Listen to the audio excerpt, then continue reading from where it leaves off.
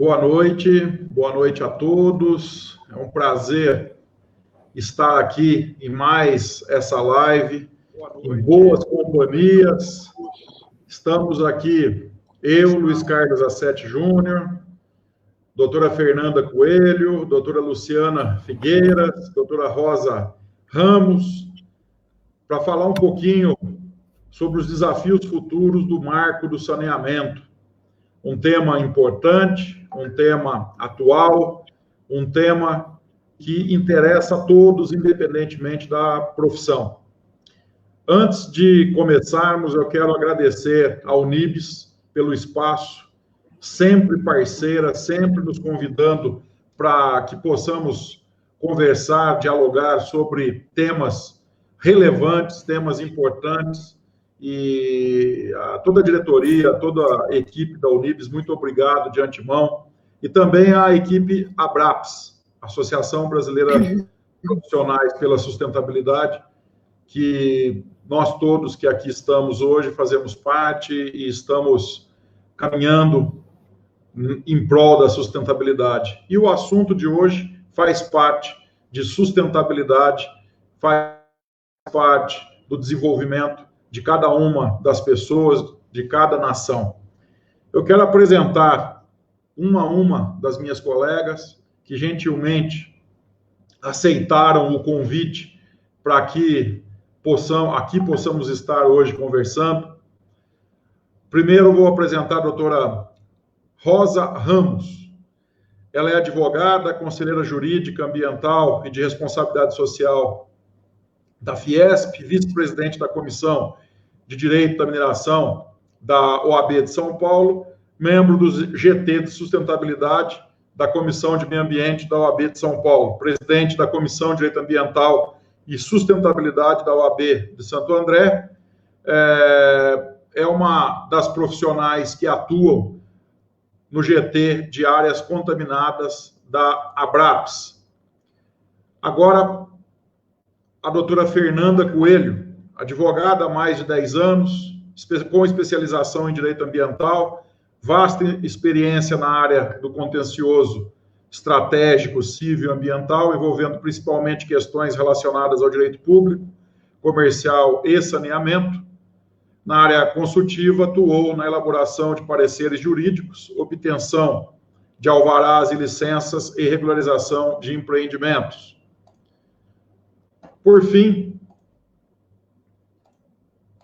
eu estou com as colinhas aqui, né? Porque senão eu não ia lembrar o currículo de todo mundo.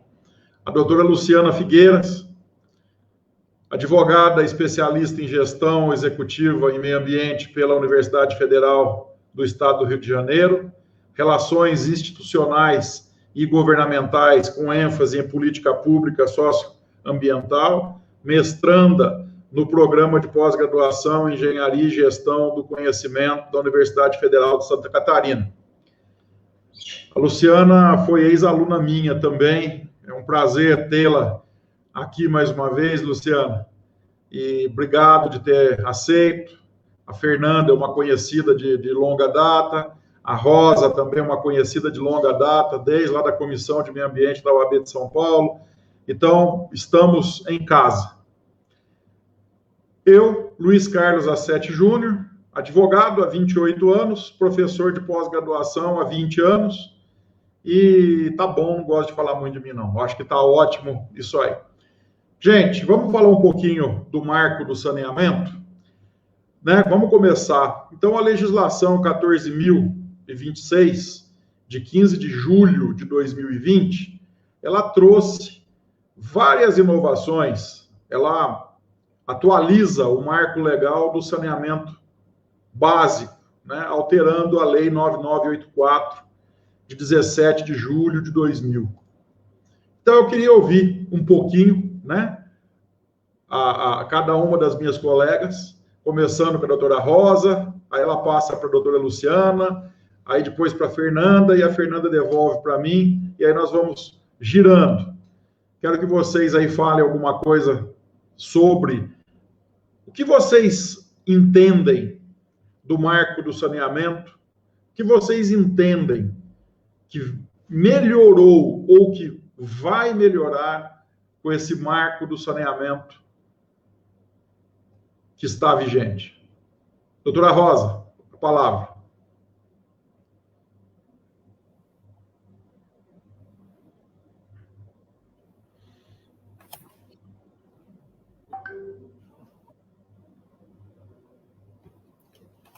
Olá, boa noite.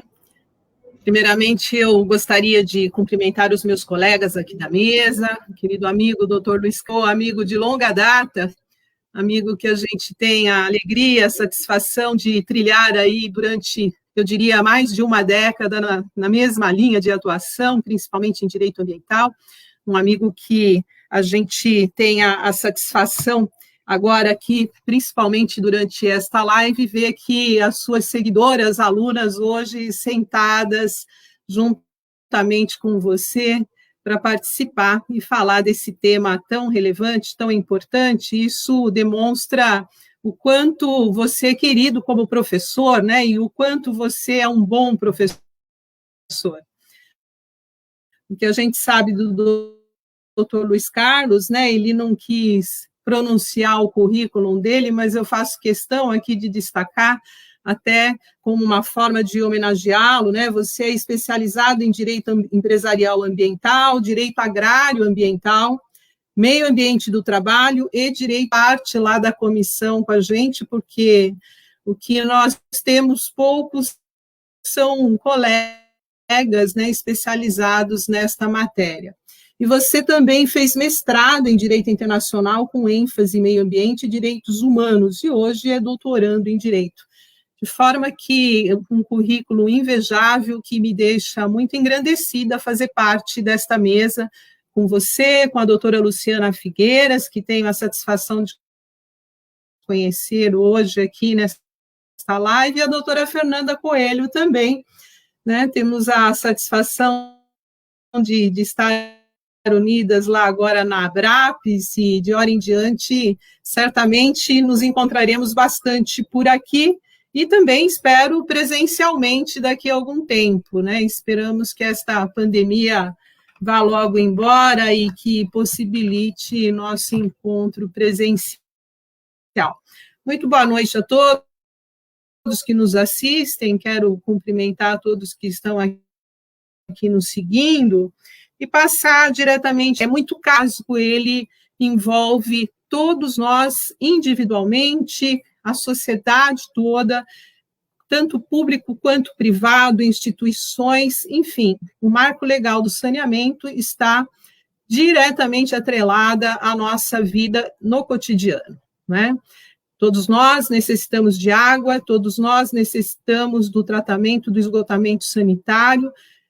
Por esta razão, é um tema que interessa a todos nós. O PL, né, lá atrás, o PL 4162 de 2019, já no seu início de discussão, assim que ele chegou lá na Casa de Leis do Congresso Nacional, ele já despertou uma série de discussões, porque ele tinha alguns pontos que contrariavam inúmeras questões, né? Era um PL que envolvia a modificação da legislação de várias normas, né? Você veja só, a lei originalmente era 9984 de 2000, mas esse PL, que acabou se transformando em lei na 14.026, né, de 2020, mas que intervia na lei de 2003, que era aquele quadro pessoal da ANA, extremamente importante para a execução do marco legal. Intervia na vedação dos contratos, um tema que depois virou uma discussão importantíssima e que culminou recentemente com o veto do presidente da República, extremamente necessário. Intervia no estabelecimento das diretrizes, né, do saneamento, que era aquela lei 11.445 de 2007, intervia no Programa Nacional de Resíduos Sólidos, na Política Nacional de Resíduos Sólidos, que é a lei de 2010, ou seja, era uma lei que, na verdade, um projeto de lei que, na verdade, a rigor, mereceria o que a gente chama de um código geral, né, Eu acho que seria mais oportuno, naquela oportunidade, pensar em algo que unisse todas essas normas num só comando para facilitar o entendimento, inclusive, daqueles que têm o dever da aplicação. Ela intervia também na LUOPS, né, na Lei de Uso de Parcelamento de Solo, na Lei de 79, na 6766, intervia também sobre o Fundo de Garantia, a gente está falando dos fundos de investimento, né, que dão subsídio ao saneamento. Ainda naquela lei antiga, lá de 93, que regulamentava o artigo 37 da Constituição Federal, que institui normas para licitação e contratos da administração pública, né? A 8987 de 1995, sobre o regime de concessão e permissão da prestação de serviços públicos.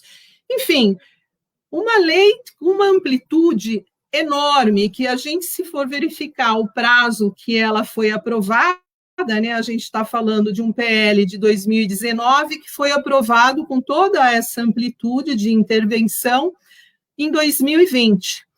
Agora, você perguntou, né, o que essa lei trouxe de mudanças, né? Quais são, assim, os aspectos mais importantes que ela nos trouxe?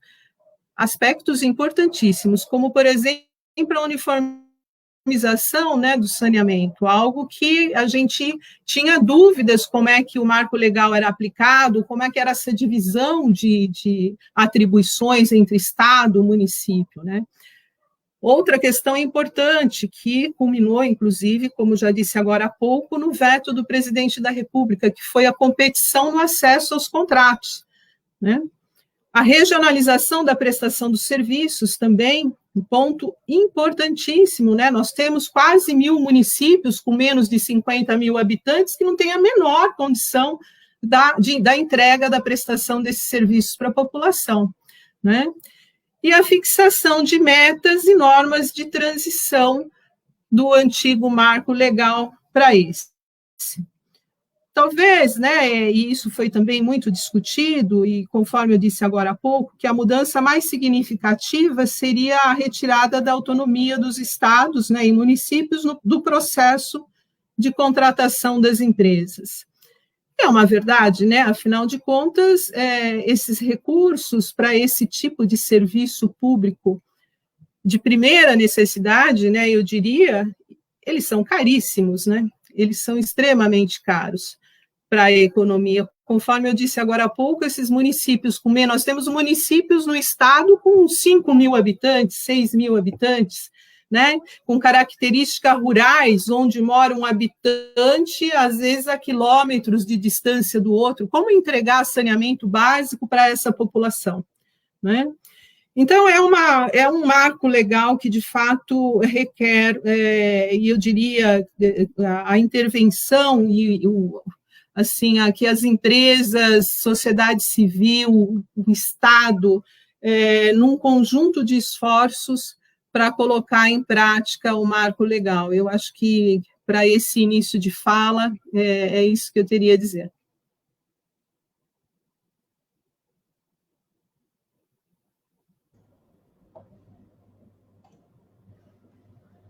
Luciana, a palavra é sua. Boa noite, mais uma vez agradecendo o meu querido mestre, que não dá para esquecer, né, professor querido, muito, super, ultra modesto, como sempre. Obrigada, Rosa, por ter feito aí a fala do currículo desse mestre querido, que sempre busca se qualificar para continuar transferindo conteúdo, que é uma paixão que ele tem. Além de trabalhar, ele gosta de deixar o legado, né? Alguns dos nossos colegas têm esse medo, né, por conta da concorrência, e o professor Sete não.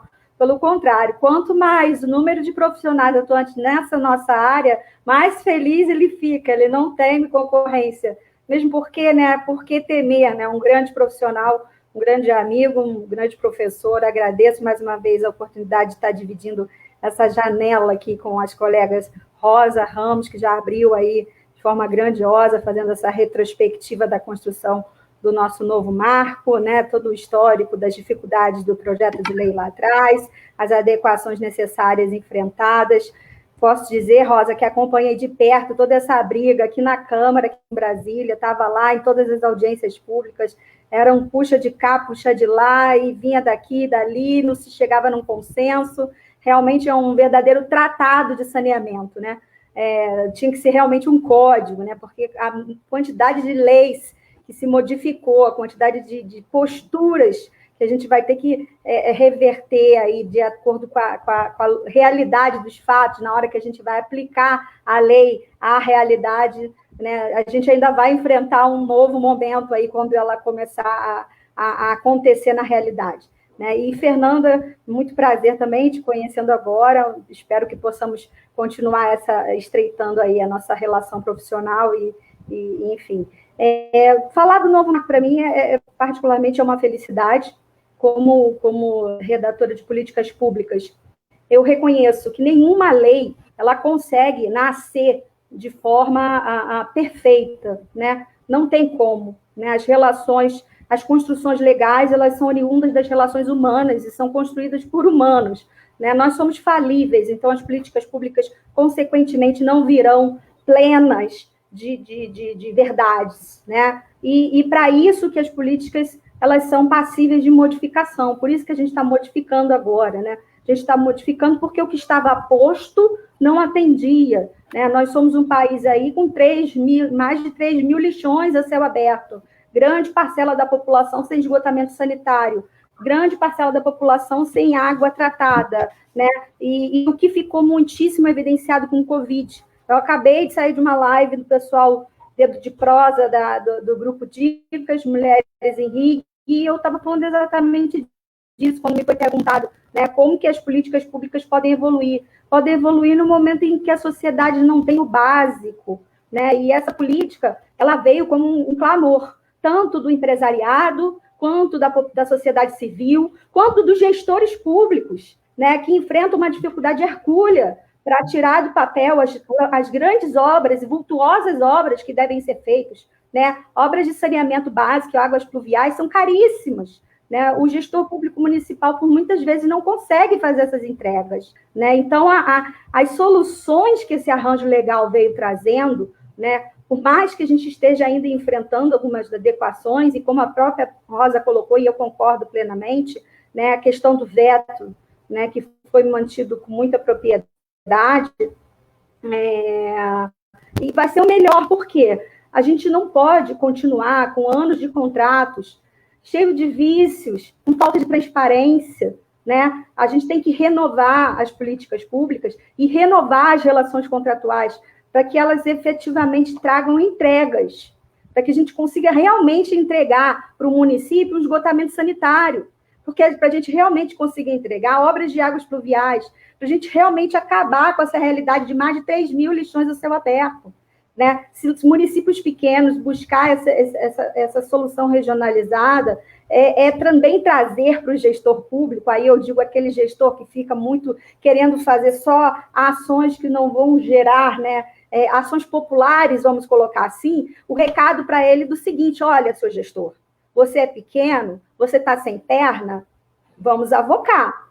Isso vai ter que ser feito, né? Então, assim, eu vejo o marco como um desafio para a sociedade, eu vejo o marco como um apoio para o bom gestor público, e aí já vendo um pouco do que isso está acontecendo na realidade, eu trabalho com a parte de consultoria, na parte de políticas públicas, né? Já vejo muitos municípios se organizando em consórcios públicos, atentos à grandiosidade das obras, né? Dos PRADs para encerramento de lixões, sabendo hoje que o novo marco ele vem abraçando a questão de águas pluviais, esgotamento sanitário, tratamento de resíduos sólidos. É um verdadeiro tratado, né? É uma possibilidade muito grande da gente fazer a diferença dentro do cenário urbano brasileiro, dentro da realidade municipal dos nossos grandes municípios que padecem dessas soluções. Soluções essas que impactam diretamente na sociedade local. Então, assim, eu deixo aqui a minha experiência, que eu já estou vendo um movimento muito grande dos municípios se organizando em consórcios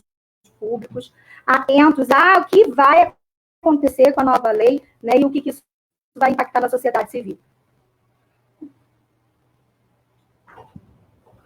Muito bom.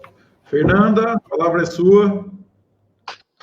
Oi, boa noite a todos. Primeiro eu queria, não poderia ser diferente, agradecer o generoso convite do Doutora Sete para participar dessa live com pessoas tão qualificadas, as quais eu me sinto extremamente honrada de participar, doutora Rosa e doutora Luciana. Doutora Sete, que desde que nos conhecemos sempre foi muito receptivo e trouxe isso que a doutora Luciana acabou de mencionar, de realmente agregar e querer criar uma comunidade ao invés de pensar numa competição profissional.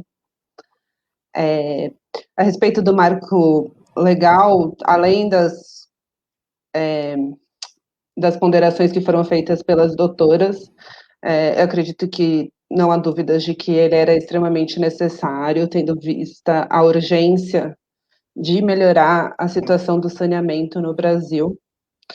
E se nós formos pensar, outra lei não era tão antiga, então, querendo ou não, a questão do saneamento, apesar de ser algo extremamente necessário, ainda possui pouca regulação no Brasil. E as consequências disso nós vemos hoje com a baixa cobertura do sistema de saneamento e as consequências para a saúde pública, porque é conhecido o número de mortes e doenças que nós temos devido à falta de saneamento, e para a questão ambiental também, porque o maior poluidor dos rios hoje no Brasil ainda tem relação com a falta de saneamento. Se nós formos pensar mesmo São Paulo, que tem a Sabesp, que é uma das melhores agências de saneamento que nós temos no Brasil, uma das mais reconhecidas, nós temos aí o Rio Tietê, que não deixa a gente esquecer desse fato, que apesar de existir uma agência forte, ainda é necessária a melhoria e ampliação para o acesso de todos os municípios no Brasil. E eu acredito que o marco é importante nesse sentido, porque ele agrega pontos que nós como sociedade e pessoas que trabalhamos na área já sabíamos que era necessário, mas agora existe uma regulamentação legal sobre o assunto, que é a necessidade do equilíbrio econômico-financeiro, está previsto nos contratos e nas tarifas. A questão ambiental está ligada com a questão do saneamento, e a questão das próprias bacias hidrográficas e dos planos diretores terem uma relação com um plano de saneamento que vai ser implementado.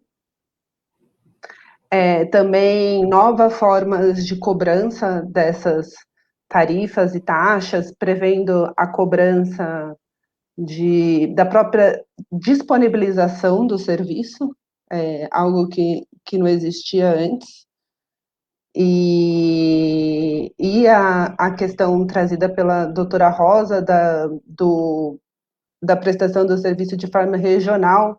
Até existe a possibilidade de municípios menores hoje entregarem um plano de saneamento de forma simplificada, porque se torna impossível para municípios pequenos e sem estrutura terem um plano de saneamento iguais às grandes metrópoles, que já têm dificuldade em implementar o saneamento. Então, agora com a Agência Nacional, que vai ter a ANA, né, que agora vai ser a Agência Nacional, que vai ter o papel regulador, também a gente espera que haja essa unificação nacional para que o serviço possa ser efetivamente universalizado, que é a intenção, e não só uma intenção, como uma urgência de implementação. Eu acredito que são essas minhas ponderações nesse momento. Muito bem, Fernanda. Muito bom. A doutora Rosa caiu aí, mas nós vamos... Eu inverto, a gente coloca a Luciana, enfim, a gente vai invertendo aí até ela voltar. Tudo que vocês falaram sobre o marco do saneamento realmente é isso mesmo.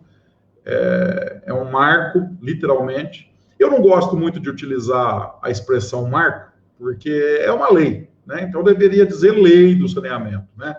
Mas, como todo mundo chama de marco, né? E, enfim, está lá, então a gente acaba aderindo também a essa questão. Mas a legislação é importantíssima, ela deveria ter vindo há muito tempo. E eu vou destacar um item importante e que gostaria que vocês também fizessem um comentário da visão de vocês sobre esse aspecto, porque o foco aqui nosso são desafios futuros, né? Então, vejam, a lei do saneamento, né, ou o marco do saneamento, como queiram, ela traz basicamente 2 pontos que eu acho assim importantíssimo para o futuro da nação. O primeiro ponto é a questão dos contratos de concessão, né? Essa nova lei, que não é tão nova assim, porque é de 2020, mas enfim, ela extingue aqueles contratos de programa, né? Chamados contratos de programa, que foram pactuados no passado entre titulares de municípios e prestadores, empresas prestadoras de serviço, muitas vezes empresas estaduais de saneamento, mas sem licitação, né? Não é o caso aqui de São Paulo, do estado de São Paulo, mas existem vários estados por aí que essa prática existia, né? Ou até, então, né, existe. Então, atualmente, os titulares, eles firmam um acordo direto com essas empresas, com regras de prestação, tarifação, né? E permite que as estatais assumam o serviço sem concorrência. Então, essa atualização do marco legal, ela abre um espaço para contratos de concessão e torna obrigatório a abertura de licitação. Esse é o ponto que eu queria colocar para vocês, né? Na qual podem concorrer vários prestadores de serviços públicos e privados. Então, nessa questão, como é que ficariam os municípios pequenos, né? Será que a iniciativa privada ela teria interesse nos pequenos municípios do Norte, Nordeste, né? Mesmo da região Sudeste? Será que as licitações iria despertar o interesse da iniciativa privada? Esse é o primeiro ponto. E já respondendo isso, mas assim, colocando um pitaco de informação, né, para que a gente possa raciocinar sobre isso, as contratações em blocos.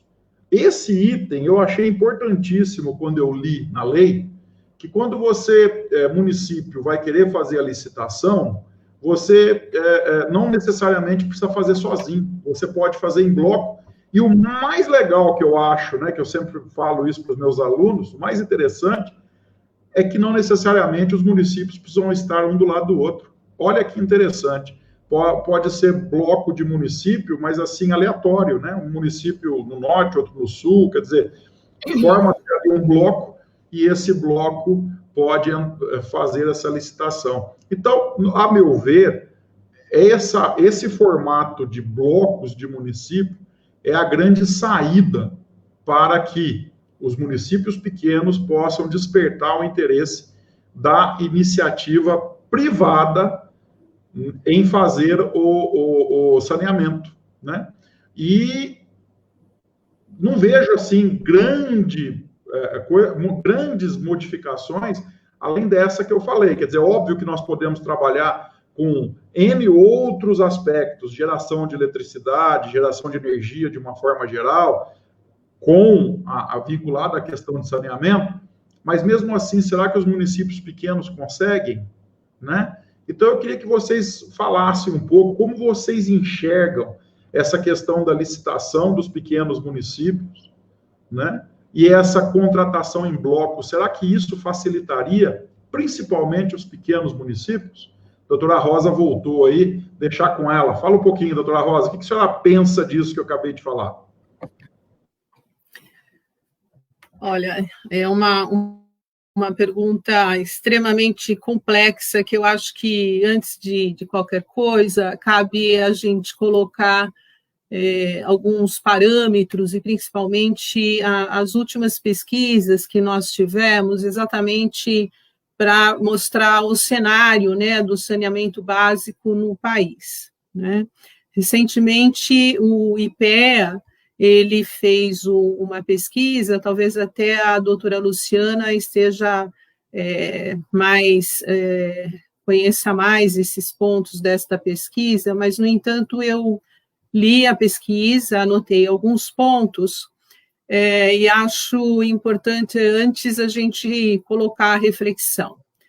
Veja só, um levantamento feito, né, pelo IPEA revelou que 961 dos 5.570 municípios brasileiros, que estão principalmente no Norte e Nordeste, têm grau de prioridade máxima para promover acesso a recursos públicos e melhoria na área de saneamento. Ou seja, a gente está falando de 20%, né, dos municípios do país. Não é pouca coisa, é muita coisa, né? É uma defasagem muito grande, né? Desses, e eles têm um índice de vulnerabilidade social, quer dizer, o problema não é somente a falta de saneamento, né? Eles têm um índice de miserabilidade, né? Eu vou até subir um pouco mais o tom, que não se trata só de vulnerabilidade, é miserabilidade, e que, infelizmente, vai estar mais acentuado ainda com a pandemia, né? Quer dizer, se por um lado a gente ver e constatar, né, que pela pandemia isso vai piorar, por outro lado, a gente também pode, e assim, eu sempre sou muito entusiasta, né, eu sempre tenho esperança para alguma coisa e sempre acho que a gente pode fazer alguma coisa, né. Por outro lado, quem sabe seja a saída, porque obviamente vão se criar inúmeros, né, empregos com esses serviços, né? A gente tem que pensar nisso também, porque não deixa de ser um serviço que naquele município não existia e que, obviamente, necessitará de mão de obra. Então, esse é um ponto, se a gente conseguir colocar alguma coisa positiva nessa conversa. Então, o diagnóstico desses municípios demonstram que eles têm redes insuficientes ou nem têm redes insuficientes, o que impede a expansão, né? Isso atinge demasiadamente a população como um todo, né? A questão da retomada, né, da economia no pós-pandemia, que a gente acabou de ver como algo positivo, vai requerer investimentos dentro desse contexto, desse levantamento que foi feito, sim, imensurável, coisa de mais de 800 bilhões em investimentos. Essas são as estimativas, né, da equipe econômica, quando levantado esse número, né, esse cenário. Segundo esse levantamento, apenas 0,2% do PIB, e isso é uma mensuração de acordo com o Banco Mundial, que estima a necessidade de dobrar esse montante para ampliar esse acesso, né? O Instituto Trata Brasil, né, que é um instituto aí que tem feito um trabalho importante, não só desses levantamentos, mas também de informações, ele diz que o país vai deixar de ganhar 1,1 trilhão ao longo de 2 décadas, né, com o aumento da produtividade, valorização imobiliária, melhoria das condições de saúde da população, apenas por ignorar as obras de saneamento, né? Isso talvez o Instituto Trata Brasil não precisasse demonstrar com tanta precisão, depois até que veio a pandemia, né? Veja só, aqui na Baixada agora a gente tem a pandemia, a dengue e chikungunya, quer dizer, é uma situação, dengue e chikungunya faz mais de década que a gente sofre, né, com os malefícios talvez mais rigorosos até que a pandemia em determinados cantos do país, né? E, no entanto, infelizmente, nós nunca tivemos nenhuma ação concreta e eficaz para eliminar dengue e chikungunya. Ou seja, o que eu quero dizer com isso, né? Por mais que a gente estabeleça um prazo, um tempo para chegarmos ao médio que seria, né? Esse levantamento ele coloca também as prioridades, né? Numa linha de prioridade, dentro desses 961 municípios, onde estariam as prioridades, por onde teria que começar. É que nesses lugares onde nós teríamos que começar, atualmente eles têm outras necessidades, talvez maiores que o próprio saneamento, né? Talvez a gente tivesse que dividir, falar assim, não, vamos deixar o esgotamento sanitário de lado, vamos colocar água potável, que é mais emergencial, né? Porque o esgotamento sanitário ainda hoje se resolve com fossa séptica, né? Com outros tipos de providência. Agora, a água potável não dá para esperar, né? A gente verificou na pandemia que a falta de água é um dos recursos, um dos maiores recursos para se conter a contaminação, que é o simples fato de lavar as mãos. Tinha inúmeros lugares que não chega água, né? Você vai nessas comunidades aí que não tem água ainda, né? Você vai nos sertões rurais que nós ainda temos pelo Brasil afora, que a água potável é algo que não se comenta, né? As pessoas ainda usam um poço, né? Carregam água dos açudes na cabeça, quer dizer, água inimaginável, né? Falar isso, mas é a pura realidade. Muito bem colocado, doutora Rosa. Então, doutor, né? Verificar os extremos. Então, é isso. Muito bem colocado, doutora Rosa, parabéns. Eu queria aproveitar, antes de passar para a doutora Luciana, o Instituto Trata Brasil, ele é parceiro também da Abraps, e terá uma live em parceria com a Abraps sobre o tema de água no dia 31 de março, neste mesmo horário, liderado pelo GT Saneamento e Recursos Hídricos. Eu fiz uma colinha aqui do lado para não falar bobagem, porque enquanto a doutora Rosa estava falando, lembrei, eu falei, é bom a gente colocar, porque isso que ela colocou é a realidade, é exatamente isso. Luciana, a palavra é sua. Obrigada, professor. Com certeza, Rosa, assim, pegando totalmente o gancho da sua fala, as necessidades, né? Eu costumo dizer que o que eu vejo hoje é a questão de ausência de infraestrutura humana. Toda a questão, assim, as ocupações urbanas, né, no caso municipais, né, elas são compostas necessariamente de devem ter a mínima infraestrutura para recepcionar moradias, para recepcionar o homem, né, com as suas necessidades. E daí a questão da água potável, né, do saneamento básico, né, mobilidade urbana, uso correto do solo. Então, assim, quando a gente pensa nesses contatos em bloco, professor Sete, e até mesmo, né, trazendo aí, resgatando a questão das soluções consociadas, tá? O que eu vejo de inovação no marco é a gente não deixar mais discricionário para o gestor pensar, peraí, eu tenho uma rua para asfaltar e eu tenho uma obra de água pluvial para fazer. O que vai dar voto para mim na próxima eleição? O que me vai fazer ganhar a próxima eleição? Sair quebrando rua e fazendo obra de água pluvial? Abrindo ocupações irregulares, deixando o córrego fluir, o fluxo normal? Ou então asfaltar meia dúzia de ruazinha, entendeu? Fazer alguma coisa para um engodo. Então, assim, essa lei, ela está cercando os gestores públicos municipais de uma forma que ou eles entregam. Por quê? Nós estamos falando de infraestrutura humana. Não dá mais. Eu penso que essa lei, ela é uma resposta tanto para o bom gestor, que precisa de suporte sim, porque a infraestrutura humana nas secretarias de meio ambiente de pequenos municípios é pífia, falta funcionário, falta equipamento, falta infraestrutura local para que obras desse porte sejam entregues exclusivamente por um município. município, tá?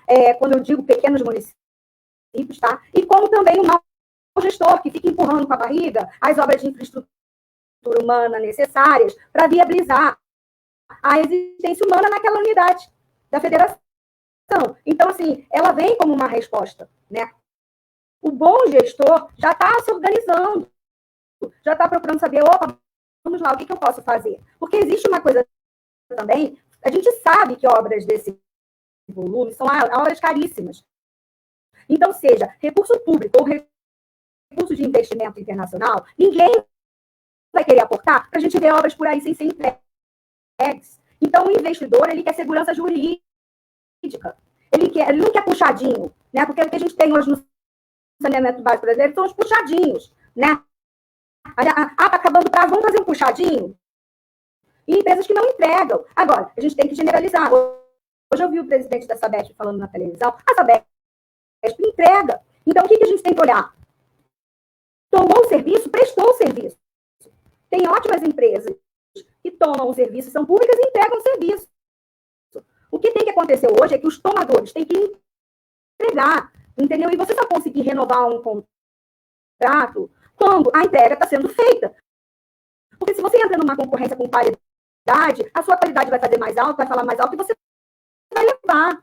Porque os investimentos são vultuosos. E as entregas têm que ser feitas. Não dá mais para a gente virar mais uma década, né, na situação crítica, em termos de depósito, de resíduos irregulares. Cidades turísticas com lixão a céu aberto, que é o que a gente vê no Brasil. Entendeu? A gente não tem mais como. Essa situação posta tem que mudar. Então, eu vejo, assim, apesar de ser crítica de algumas construções, eu vejo que, no todo, tá, o marco ele vem como uma resposta. Ele vem como uma resposta com arranjos jurídicos que vão viabilizar essas entregas. E a questão da contratação em bloco é uma delas, né, que vai socorrer o bom gestor, vai socorrer aquele gestor que realmente quer entregar. E até hoje falou, meu Deus, eu não sei como fazer, eu não consigo sozinho.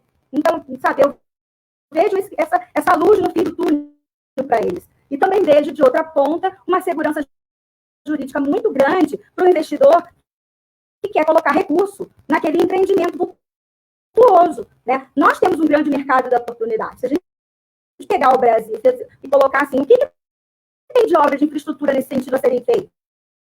Muita coisa a ser feita, muito emprego para ser gerado, muita boa empresa para ser contratada. Então, é isso que a gente tem que olhar. Para mim, eu vejo assim, com muita felicidade e não vejo a hora da gente começar a botar essa engrenagem para gerar. Doutora Luciana, eu não sei se é a internet que está dando umas travadinhas ou se é o seu microfone que está começando a dar algum probleminha. Então, fica um pouco atento aí se é a internet. Se perceber que a internet está travando, então é a internet. Mas deu para entender o que você falou, ok? Eu acho que está perfeito. Essa falta de segurança jurídica é um problema, não apenas na questão de saneamento, mas hoje, né, no Brasil como um todo, em todas as áreas. É muito complexo isso aí, e algo precisa ser feito realmente, porque nenhum investidor vai colocar dinheiro sem ter uma garantia de segurança jurídica. Você está corretíssima. E é um desafio para o gestor público. Você está perfeito, correto. Fernanda, eu vou deixar contigo, por favor. A palavra é sua. Essa questão dos pequenos municípios é um problema que a gente vem enfrentando já há algum tempo, né? Porque isso já era um problema antes do novo marco, e eu, infelizmente, acredito que isso vai continuar sendo um problema, porque a forma de incentivar, de fazer com que, uma forma que não era efetiva, mas que existia, que eram subsídios cruzados, né? Que foram retirados no novo marco, uma forma de fazer com que houvesse investimento nesses pequenos municípios. E, como forma de... Essa lei prevê a questão de acabar com os contratos de parceria. Então, por um lado, tem a questão positiva de que todos os contratos vão ser oriundos de licitação, contratos de concessão, o que realmente garante uma segurança jurídica maior e também impede uma arbitrariedade de contratações feitas por interesses que não necessariamente os da população, mas também, por outro lado, é isso que está sendo discutido. Os pequenos municípios, eles vão estar fragilizados, porque mesmo com essa possibilidade de união em blocos, se nós formos pensar no Brasil, como existe como existe uma disparidade muito grande, se nós formos pensar em Rondônia, que é o que possui a menor estrutura de saneamento básico, como que cidades com infraestruturas diferentes, né? Porque as empresas que vão assumir, elas vão pegar a infraestrutura que já existe, vão fazer parte de blocos iguais. Então, eu acho que essa questão dos blocos, ela vai ser útil em muitos casos, mas eu acho que ela não vai contemplar todas as situações. E eu acredito que esses municípios que não vão conseguir fazer parte desses blocos, porque eu acredito que eles vão existir sim, e que não será uma pequena parte, vão precisar de subsídio do governo estadual, do governo federal. A lei até prevê a possibilidade de subsídio federal para os municípios que fizerem parte dos blocos. Mas e para os municípios que não fizerem? Qual vai ser o tratamento que vai ser dado a eles? Eu acho que nesse ponto o marco legal talvez tivesse que ter previsto essa situação também. Então, de colocar como prioridade a união dos municípios nesses blocos, mas em situações que isso não ocorrer, prever como que vai ser desenvolvido o saneamento naquele município. E se, de repente, nessas situações, poderia manter o subsídio cruzado, nessas situações específicas, talvez essa fosse uma saída, ou outras saídas, mas eu acho que realmente ficou uma lacuna nesse ponto.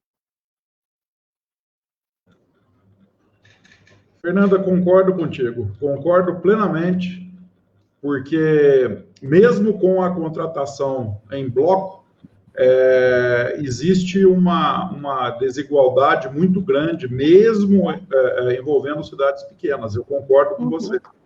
E nem sempre a contratação em bloco vai resolver o problema. Eu acho que quando o marco legal foi criado e discutido no Congresso, eu acho que faltou um pouco de imaginação ainda do legislador para melhor detalhar essas questões. Eu concordo com você e muitos municípios ainda, na minha visão, vão ficar pendurados em governo federal, governo estadual, porque a iniciativa privada não vai ter interesse e muitas vezes não vai se adequar em nenhum bloco daquela respectiva região. Eu concordo contigo.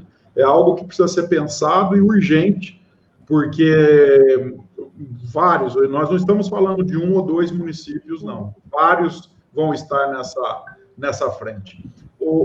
Deixa eu aproveitar, nós estamos aí passamos um pouquinho da metade da nossa live, e eu queria convidar os telespectadores, as pessoas que estão assistindo, né, essa nossa live, os nossos amigos que estão aí em casa, no trabalho, no celular, enfim, assistindo, que mandem perguntas. É só postar, seja no YouTube, seja no Facebook, que a postagem chega aqui para nós. E a gente não só vai ler essa postagem feita, essa pergunta, mas também vamos aí discuti-la, respondê-la, por que não? Olha lá, foi só eu falar, já chegou aqui, a Olivia Gavioli mandou ali, além da questão dos subsídios, os municípios precisam apresentar os planos de saneamento. É importante para poder receber o investimento. Olívia, assim não vale. Eu ia falar disso agora, que era exatamente a terceira rodada nossa, e você deve ter dons mediúnicos e leu aí aqui o nosso roteirinho. Então, assim não vale. Eu vou passar, então, para esse tema, porque é importante.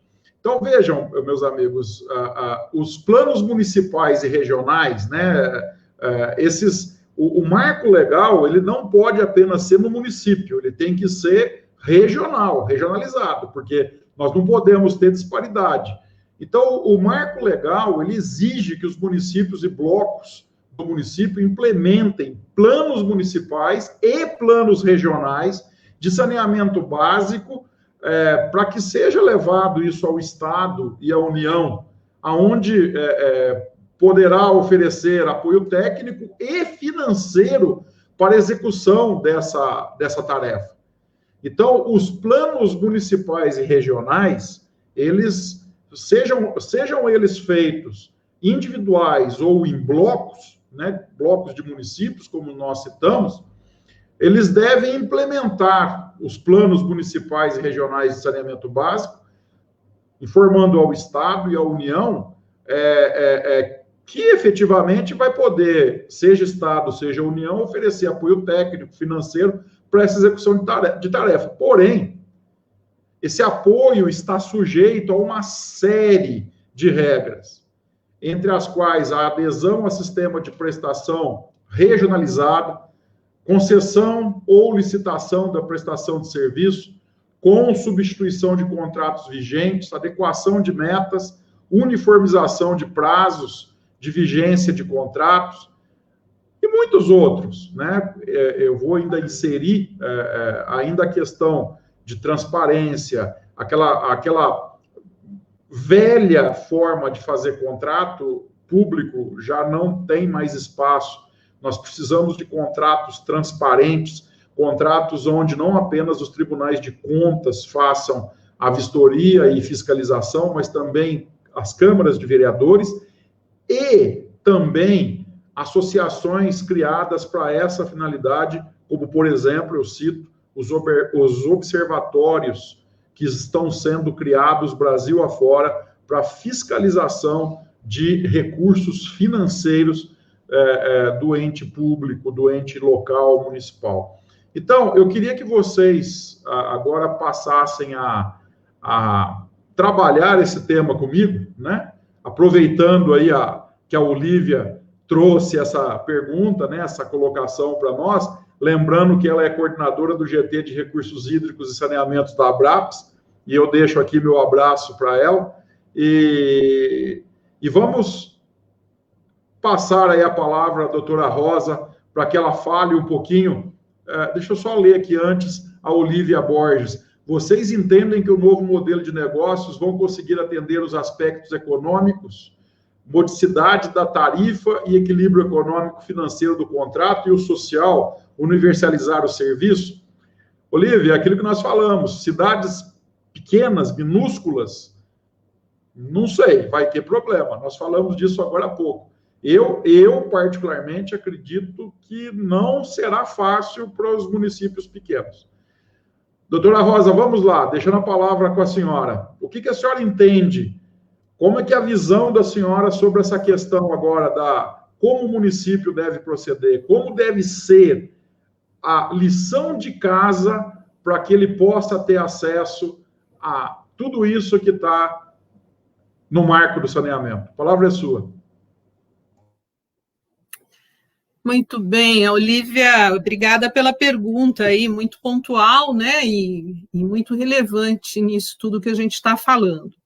Bom, a primeira coisa que eu gostaria até de dividir com vocês para essa reflexão é que eu acho que muito antes até da execução de diversas normas, não só do Marco Legal do Saneamento, mas também a gente poderia colocar nisso a Política Nacional dos Resíduos Sólidos, também até a Política Nacional de Recursos Hídricos, a Olívia lá que me corrija, porque ela é especialista nisso. Mas veja só, eu acho que a gente passou da hora de uma reforma política e administrativa, né? conforme nós colocamos lá atrás, esses municípios pequenos, né, nós temos municípios no Brasil de 5 mil habitantes, né? Esses municípios, com esse número de habitantes, com as receitas, é impossível, eles jamais conseguirão fazer algo sozinho, né? É impossível isso. Até porque esses municípios têm essas características que nós colocamos, né? Eles têm áreas demográficas maiores, né? Com um distanciamento da população, da uso e ocupação do solo, que dificulta ainda mais, né, o estabelecimento, a execução dessa norma. E as receitas deles são receitas, né, baseadas nesse volume populacional. Então, veja só, lá em 97, né, com a Política Nacional de Recursos Hídricos, a gente já via algumas dificuldades assim latentes para serem executadas, né? A gente já percebia que era uma norma que a gente teria muita dificuldade em implementar. Né? A Olívia deve saber disso, que, infelizmente, foi uma política estabelecida para cumprir uma necessidade daquele determinado momento, mas ela não avançou, quando, na verdade, lá o saneamento já devia ter seguido junto, né? Porque você não consegue falar em saneamento básico se não falar de água, e vice-versa, né? Não dá para você individualizar esses dois pontos assim, focal, né? Não tem como individualizar. Então, lá atrás, quando nós tratamos da Política Nacional de Recursos Hídricos, já era salutar que deveria ter falado de saneamento básico com uma ênfase muito maior. A gente não poderia ter demorado, né, mais de 2 décadas para vir estabelecer o marco, né? Então, falando agora dos consórcios, né? Bom, falar primeiro do que a Olívia falou, dos planos, né, os planos diretores aí do saneamento, né, porque na verdade, nada mais é que um plano diretor específico, né, tem o plano diretor de recursos hídricos, o plano diretor de saneamento, né, que já estava estabelecido lá no Estatuto das Cidades, né, não é uma novidade, né, que plano diretor já deveria ter constatado todas essas necessidades. Não precisava vir um plano nacional de saneamento para dizer que isso já deveria estar estabelecido lá atrás, há muito tempo. O que ocorre, o que a gente verificou, é que, no meu ponto de vista, e aí também foi o Estatuto da Cidade que previu, que foi a responsabilização do gestor público por não cumprir algumas determinações básicas, né, da população do município que ele está prefeito, que ele está governador, enfim, e que não havia cobrança para isso, não havia punição, né? Portanto, o Estatuto das Cidades, quando previu lá a improbidade administrativa de uma maneira mais forte, com punições, como que a gente tem visto, felizmente, aí algumas condenações acerca disso, aí a coisa parece que deu um outro rumo. Tanto é que a gente vê poucos planos copia e cola de um município para o outro, né? A gente já vê pelo menos um embasamento melhor, a gente vê uma pesquisa maior, até porque os dados, eles são hoje mais fáceis de serem constatados, né? Está aí a internet para nos possibilitar, facilitar isso, né? Então, quando você pega lá um plano diretor e daqui a pouco a gente vai pegar um plano de saneamento com determinados dados, você facilmente vai constatar se aquilo é uma fake, né? Porque é muito fácil a gente fazer essa constatação. Então, com isso, doutor Luiz Carlos, o que eu tenho a dizer é que, assim, as instituições como um todo têm o dever de cobrar mais, né? O plano básico de saneamento está aí, ele é uma realidade, ele precisa ser implementado, é uma questão de saúde. Na verdade, é uma vergonha nacional que a gente precisa apagar rapidamente, né? Porque não é possível a gente ter 100 milhões de pessoas no país que não tem saneamento básico, né? É uma coisa que é inaceitável isso, algo que quer dizer saúde, né? O mínimo básico da dignidade da pessoa é ter recursos dentro da sua residência que lhe possibilitem, né, ter água tratada, potável, e ter saneamento, né, não jogar os seus resíduos de qualquer forma em qualquer lugar. Então, é isso que eu penso, que eu acho que a gente precisa cobrar mais, porque tem aqueles que não podem fazer, tem aqueles que não querem fazer, tem aqueles que não têm recursos de fato para fazer, tem aqueles que não sabem fazer, mas eu acho que a gente precisa pôr a mão na massa nisso daí. É a pura verdade, falou tudo. Inclusive, lembrando, existe um estudo feito já há muitos anos atrás, inclusive foi trabalhado pela Faculdade de Saúde Pública da USP, se não me falha a memória, que para cada dólar não investido em saneamento, gasta-se 4 dólares em tratamento de doenças, de veiculação hídrica. Então, isso que a doutora Rosa acabou de falar é uma grande verdade. Se você não fizer o trabalho de casa, você não vai ter nem acesso a dinheiro e nem acesso à condição técnica de ter o saneamento. E aí você vai cair numa situação muito difícil, até de gestão temerária do próprio município, com o Ministério Público na cola do gestor público, porque ele tinha obrigação de fazer e não fez. Então, realmente, né, se não fizer uma coisa, saneamento básico, acaba estragando outra, saúde pública, e os dois têm metas. Tá corretíssimo, doutora Rosa. A senhora tocou num assunto de suma importância.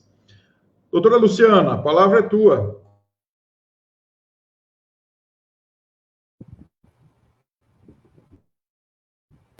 Eu queria que me apontassem se o meu áudio voltar a ficar ruim. Ele está audível agora?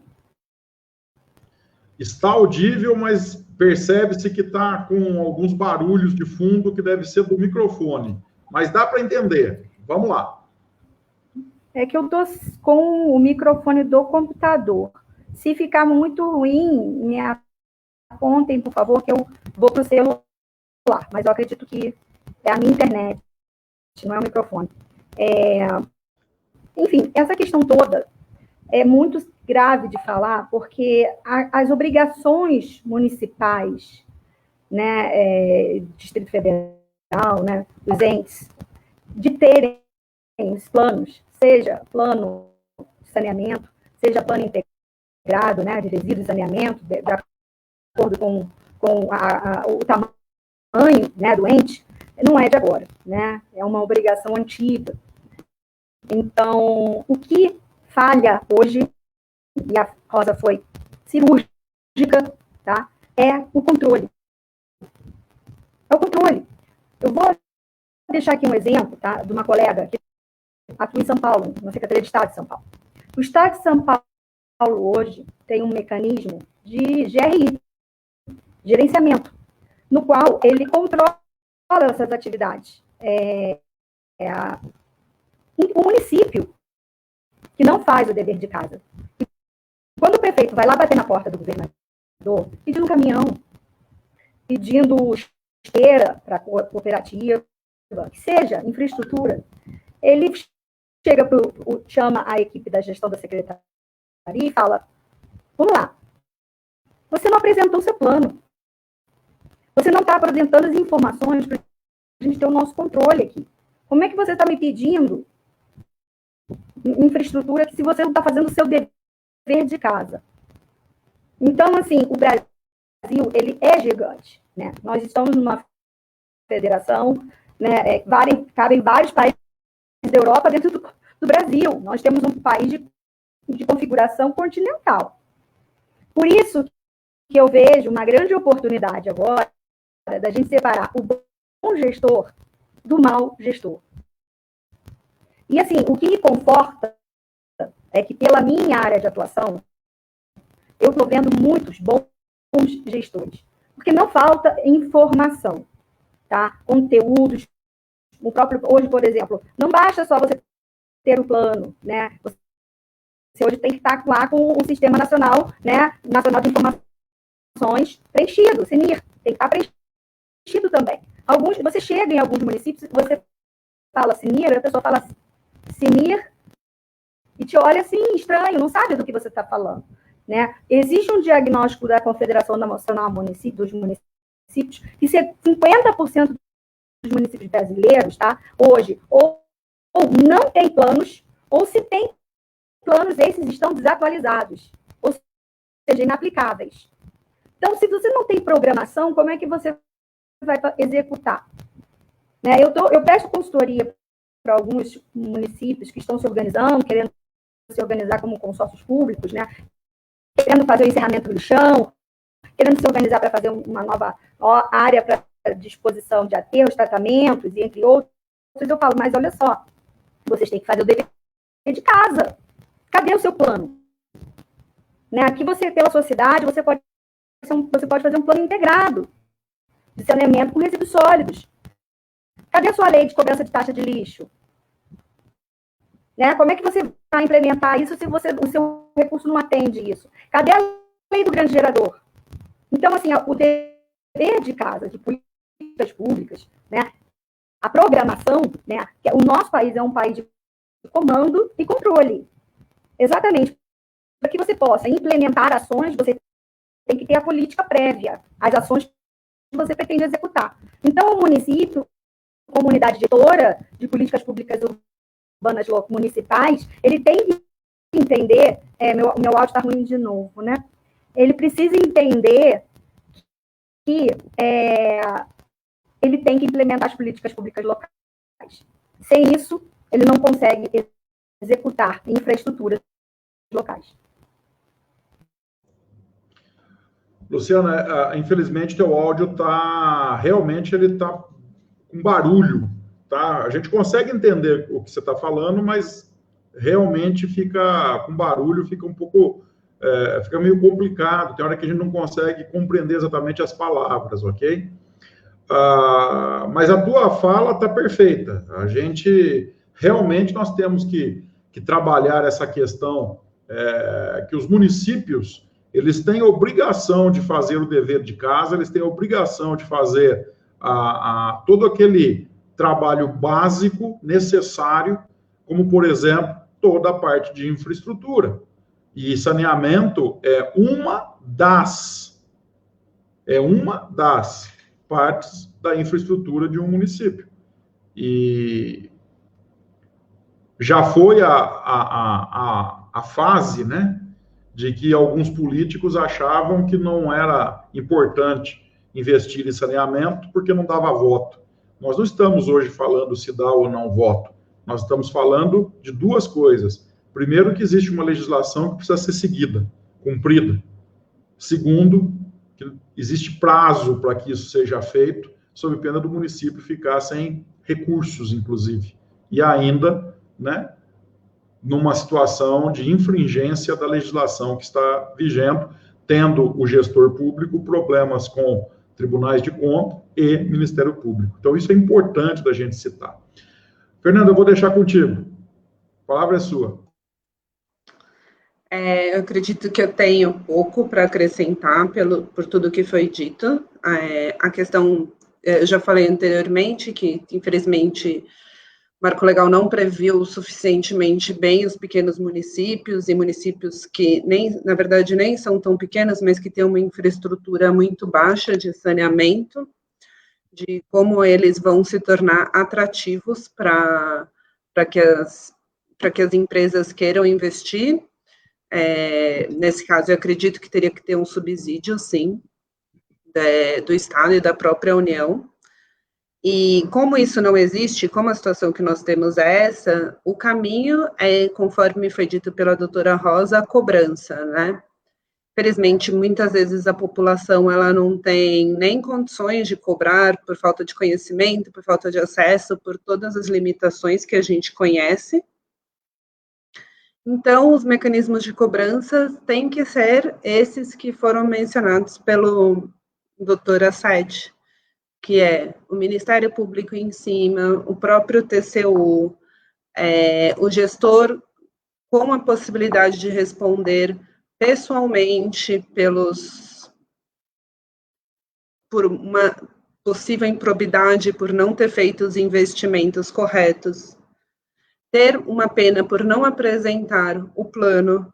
Então, eu acredito que essa cobrança tem que vir, é lógico que seria muito bom se ela viesse da população também, se fosse algo em conjunto, mas principalmente ela tem que vir dos outros órgãos do Estado, para que possa se tornar efetiva. A lei ela só se torna efetiva se ela é implementada na realidade. A implementação dela não vai depender só dos municípios, vai depender de um Estado como um todo, mesmo sendo de competência municipal e às vezes estadual, da própria União criar mecanismos de que essa lei seja cumprida, porque o objetivo é a nacionalização e a universalização do saneamento básico no Brasil. Então, você não pode simplesmente jogar isso para os municípios e não cobrar, e não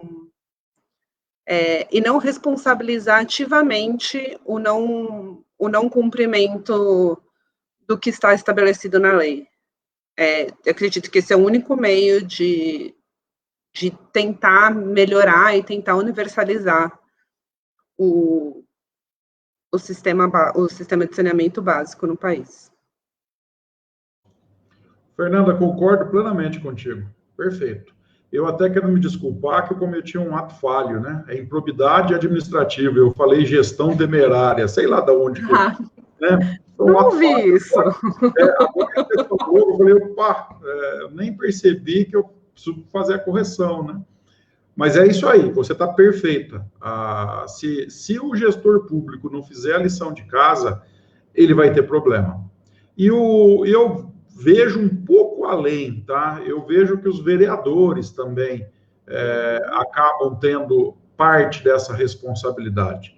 Primeiro, porque parte deles a obrigação de fiscalizar. Segundo, porque parte deles também a obrigação de legislar.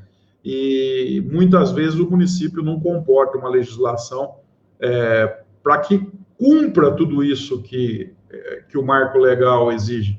Então, as casas legislativas aí dos respectivos municípios também têm a sua cota de responsabilidade.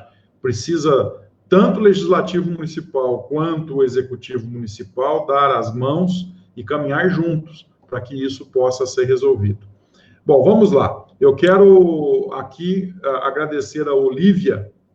Olívia, obrigado pelas perguntas e pelas mensagens aí que você postou. É importante essa participação sua e foi importante você ter mandado para a gente aquelas mensagens. Eu vou pedir para a Vicky, que está aí nos bastidores, se tiver alguma pergunta ou algum comentário, ela puder postar para a gente, eu agradeço. Olha lá, Olívia, aí de novo. Ainda há um longo caminho no processo de regulação e estruturação dos blocos de regionalização.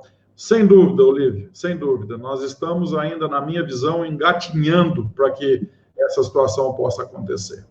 A Amanda Parizan, os municípios do interior, da maioria dos estados, vai penar para atender a nova lei. Haja MP, haja responsabilização, haja responsabilização governamental. Amanda, é a pura verdade. Tanto isso que você diz é fundamental. Olha lá, ela complementa. Acredito que o papel da OAB seja mais eficaz do que o próprio MP na estruturação e cumprimento da nova lei. É exatamente isso que eu ia comentar. Existe um trabalho sendo feito nos bastidores de vários municípios, onde a sociedade civil, né, a iniciativa privada, estão montando observatórios sociais, observatórios exatamente para fiscalização dos gastos públicos dos municípios. Tem vários municípios de grande, médio, pequeno porte que já têm associações cujo nome dessas associações recebem observatório da cidadania, observatório social, enfim, tem vários nomes aí que acabam dando, e o principal foco desses observatórios é fiscalizar o Poder Executivo, como está sendo gasto, fiscalizar com relação a projetos e também fiscalizar o Legislativo se estão fazendo o dever de casa, né, da própria Câmara Legislativa. E propondo, inclusive, apresentando propostas de lei. Então, aí, cabe aos profissionais do direito, aos colegas, auxiliarem também a constituição desses observatórios, né? E também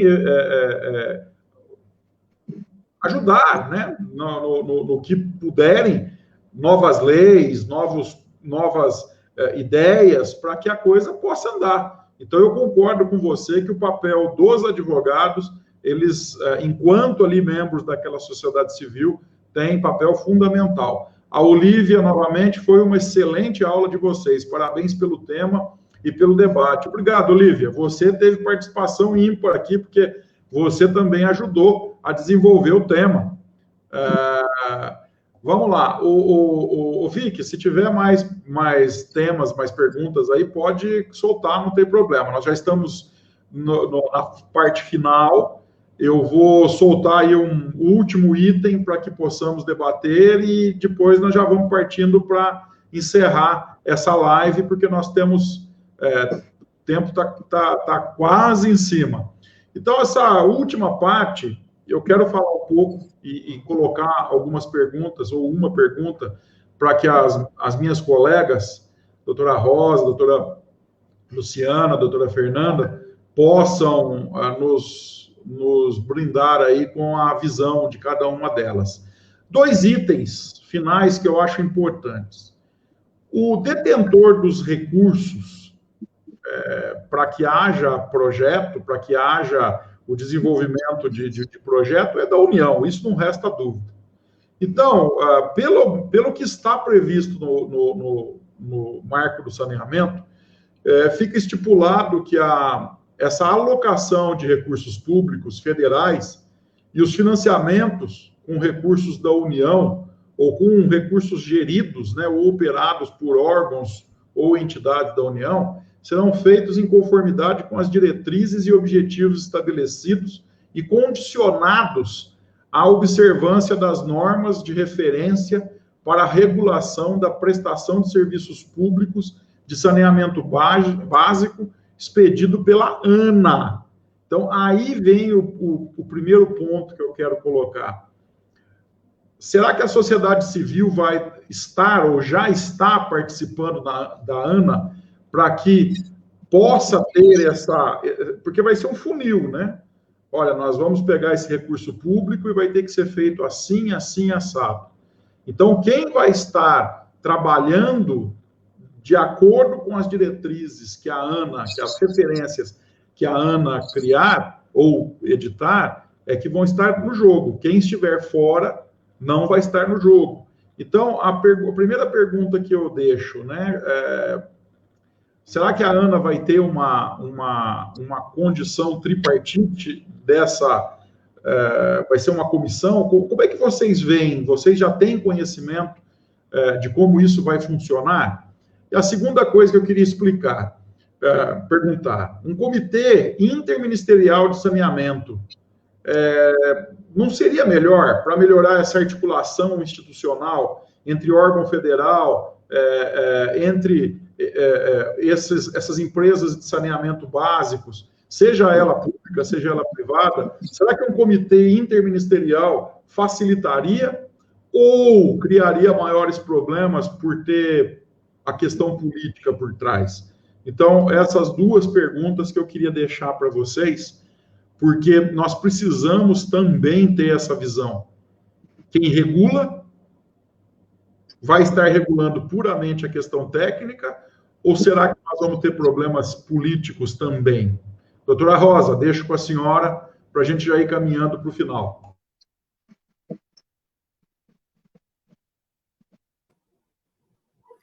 Obrigada, doutor Luiz Carlos Assetti. Olha, eu queria iniciar falando do final, né? Eu não ouvi muito bem, que deu uma pipocada aqui no som, chegou bem difícil aqui. mas o que eu entendi seria a respeito da composição da ANA, né? Eu, logicamente, nem poderia ser de outra forma. A gestão democrática, em todos os seus aspectos, ela sempre é a primazia, principalmente nós, como profissionais do direito, né? A gente sempre deve pensar que a gestão democrática deve estar presente não só nas instituições públicas, mas também nas instituições privadas, né, nas suas composições.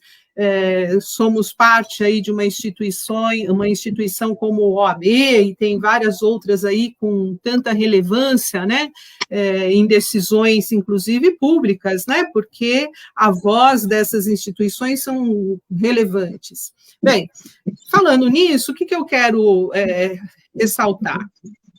Os conselhos, e assim como a Agência Nacional da ANA, essas composições, né, desses órgãos de deliberação coletiva, a sociedade inteira sempre ficou com um pé atrás, né, dessa representatividade, né? Eu falo isso porque hoje eu sou parte de um conselho de meio ambiente municipal, eu já fui membro do CONSEMA, do Conselho Estadual de Meio Ambiente, por mais de uma década, representando inclusive a minha instituição, e a gente sempre teve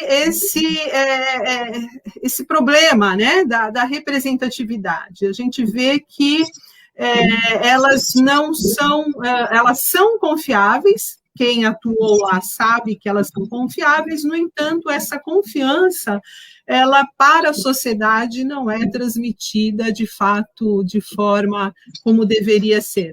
Não sei se porque talvez falte informação, talvez falte o chamamento, né, da sociedade para que seja mais participativa nesses órgãos de deliberação coletiva, o que acaba nodoando, né, essas instituições. Isso é muito ruim, né?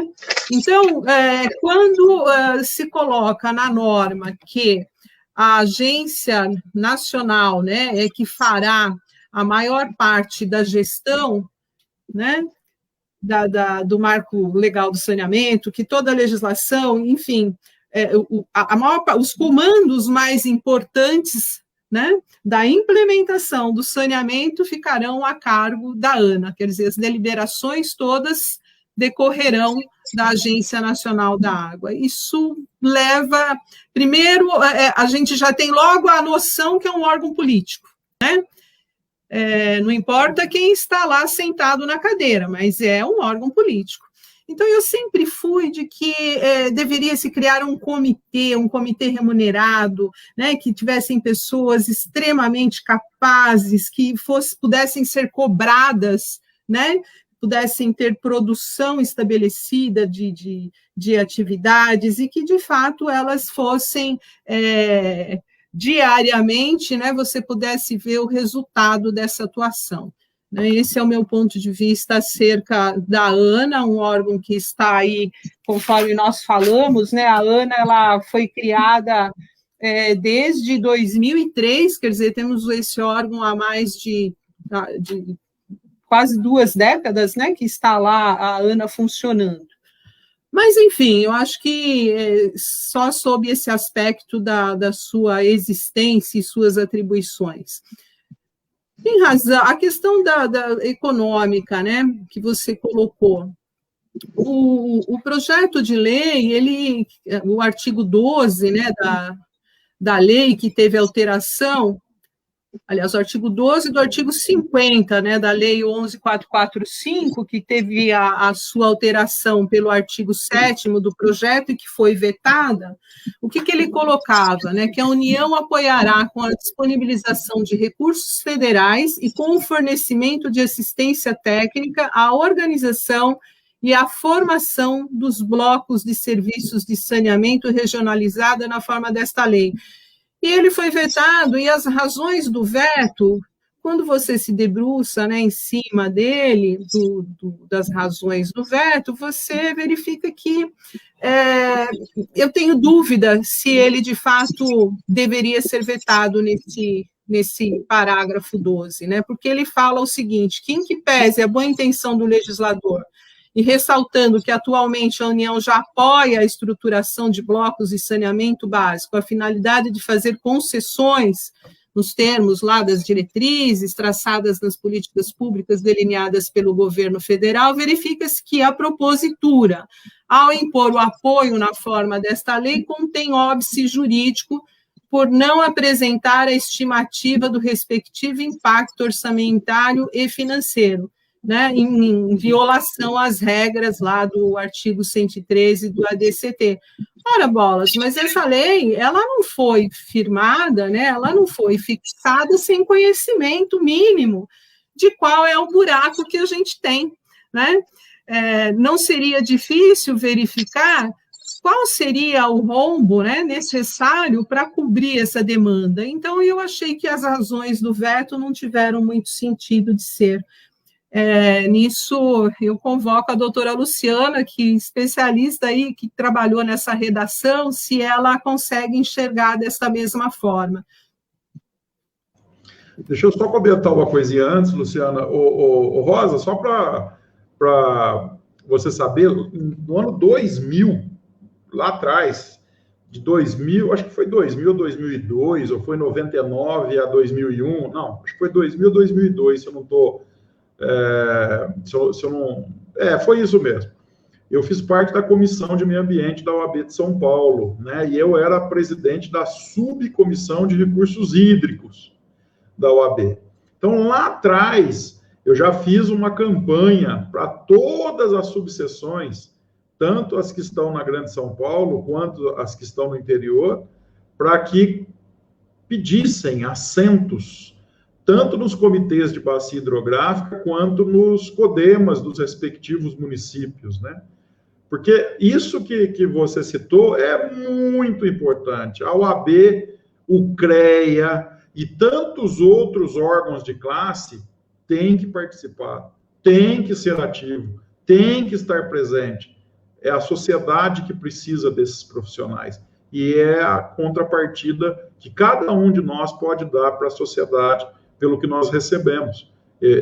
Por mais que a gente tenha feito, como no meu caso, uma faculdade particular, eu paguei pela minha faculdade, fui eu mesmo que paguei, eu trabalho desde os 13 anos de idade, mas, independente disso, nós tivemos a oportunidade de fazer um curso superior. Então, a gente tem que dar a contrapartida para a sociedade. Eu acho que o mínimo que os profissionais liberais podem fazer é participar de um comitê, é participar de algo nesse sentido. Parabéns pelo que você mencionou, Rosa, eu acho que está perfeito. Luciana, desculpa ter entrado na tua vez aí, mas ela foi falando e eu fui lembrando, né, lá, enfim, a palavra é sua, Luciana. Quando eu fiz a minha fala lá no início, em relação à questão da imperfeição das normas, né, um ponto que eu sou, e sempre fui, extremamente crítica, foi nesse superpoder da ANA, né, porque, assim, a gente tem um histórico brasileiro de ineficiência das agências reguladoras, tá? E o que acontece hoje em relação à questão do saneamento, no que eu observo, tá? A ANA hoje, ela possui um critério e um estudo já diferenciado e inovador no sentido de análise local dos impactos e da questão do bom uso dos recursos hídricos, né, as normas regulatórias locais, né, eu também sou muito crítica a essas reuniões de comitê de bacia, pessoal.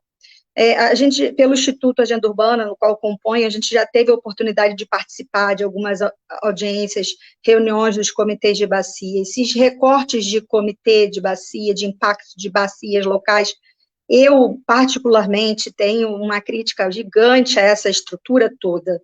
Eu penso que isso tudo tem que ser muito revisto, sabe? Eu acho que a gente tem que, agora a gente está vendo a questão da política do saneamento, a gente tem que, hoje, apoiando aqui a questão, a gente está no Dia Mundial da Água, né? A questão da água, a gente tem que rever as normas específicas, né, sobre a água. Essa questão de deixar as atividades regulatórias adstritas a uma bacia hidrográfica, eu acho que isso se perdeu. Eu acho que a gente precisa inovar.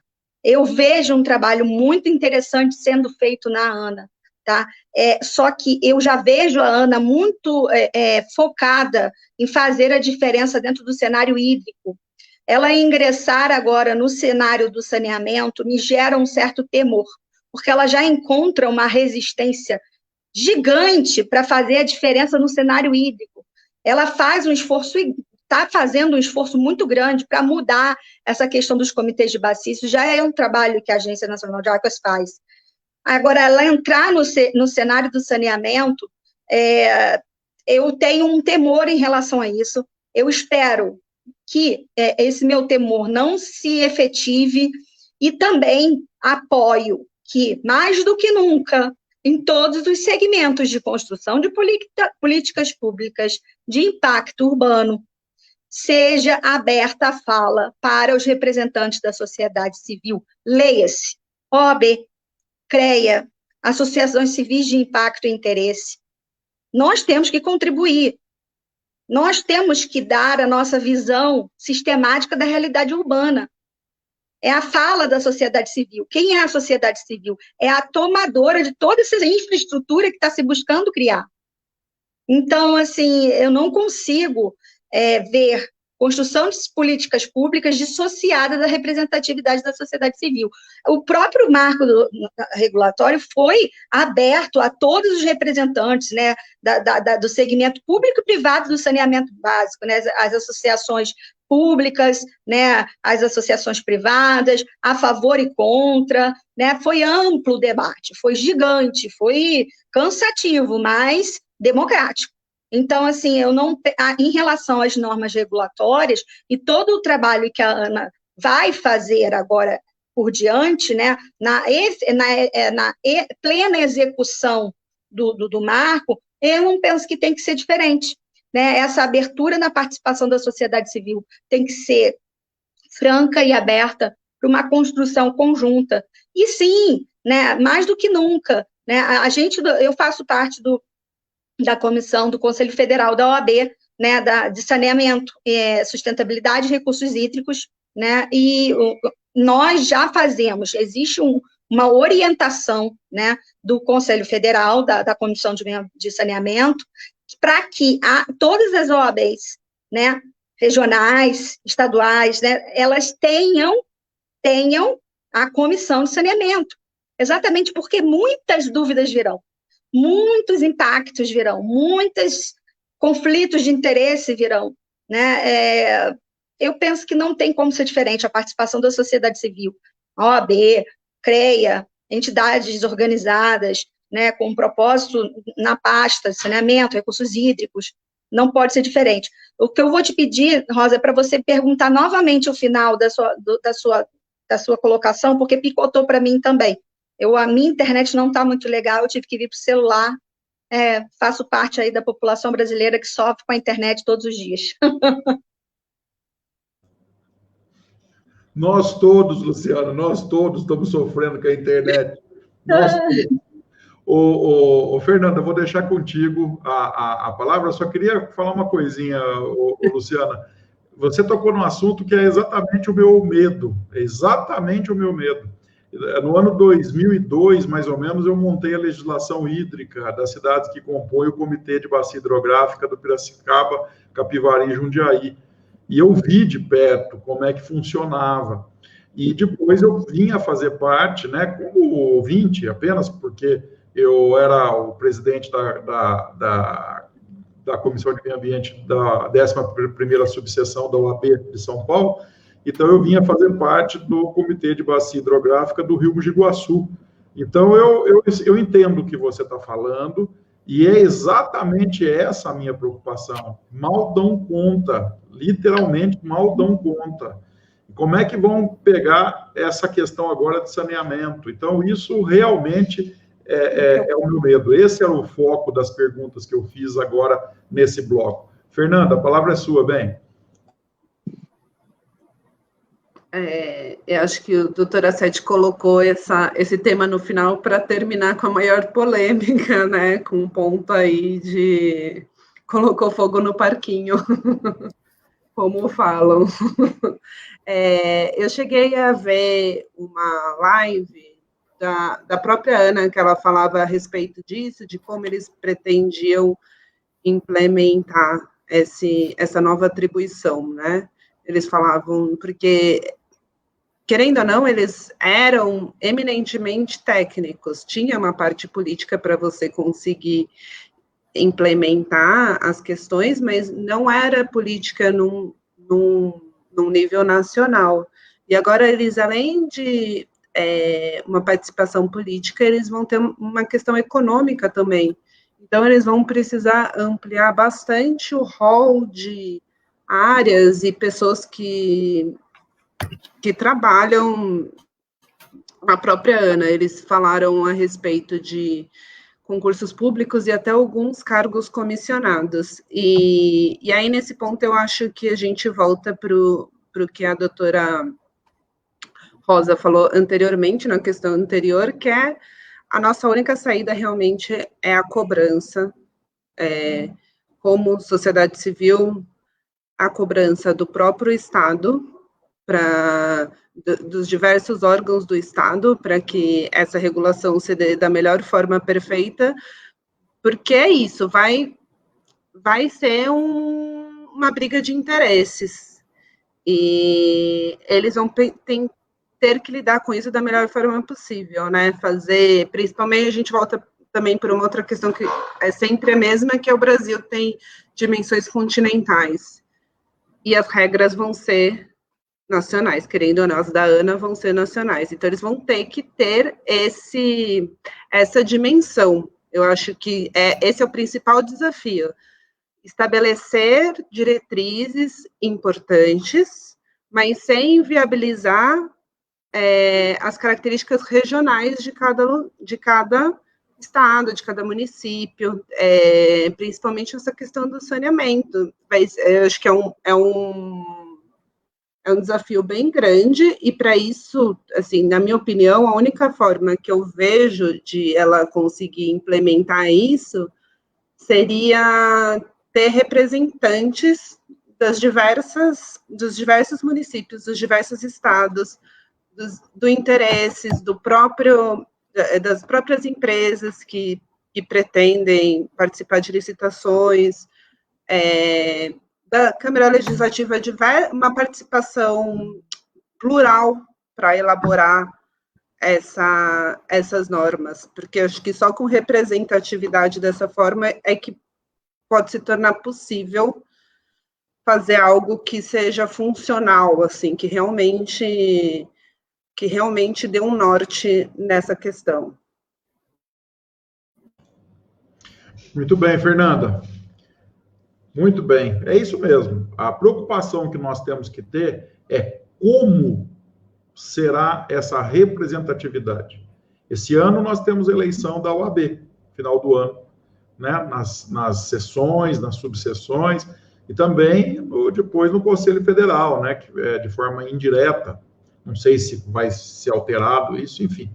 Mas a OAB precisa estar dentro desse escopo, como os outros órgãos de classe, CREA, né, Conselho de Classe de Biólogos, enfim, de tantos outros profissionais que são importantes nessa questão hídrica.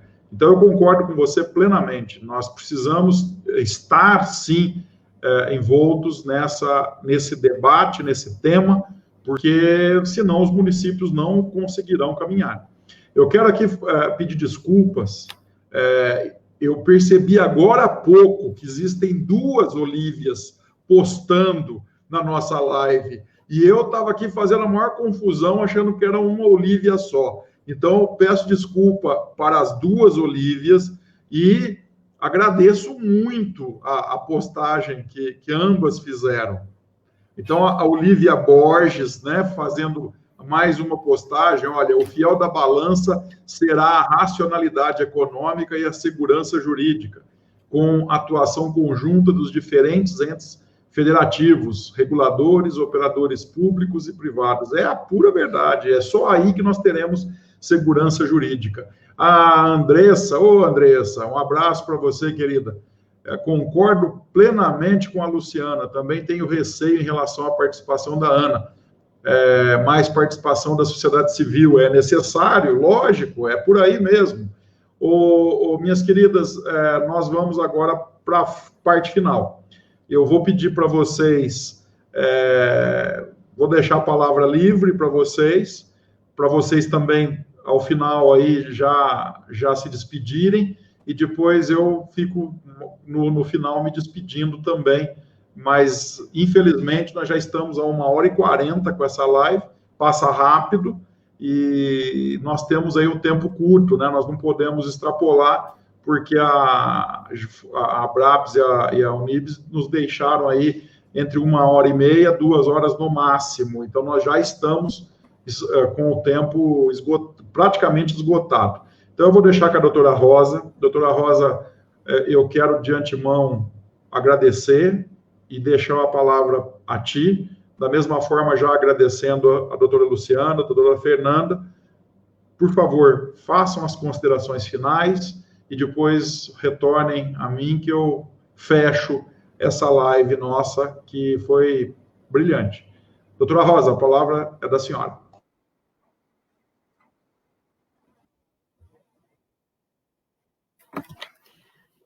Então, agradecendo mais uma vez, te parabenizando primeiro pela criação desse importante evento, falar no Dia Mundial da Água, né, sobre o marco legal do saneamento. De fato, foi brilhante da sua parte, essencial, né?